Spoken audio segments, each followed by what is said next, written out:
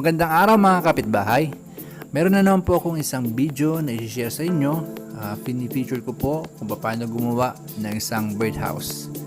Ayan. Kasama ko po ngayon ang aking kasamahan sa trabaho na si Mike at si John para i-demonstrate kung paano gumawa ng isang napakagandang birdhouse. Ayan.